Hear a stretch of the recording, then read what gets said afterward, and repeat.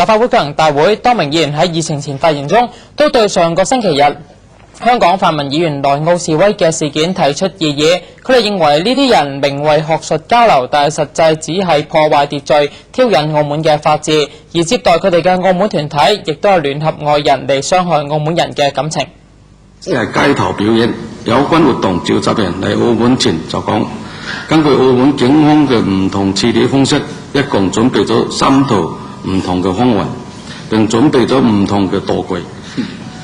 但有明顯搞震嘅意思，呢啲行為本身同埋學術交流毫無關係，卻係對倫理關係極度不尊重，又係對澳門特區政府嘅挑戰。澳門人明白事理，所以從來都冇要求香港交代理由。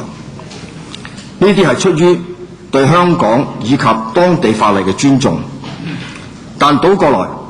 只有寥寥幾個香港人被拒入境。我哋嘅法例就為何得不到尊重呢？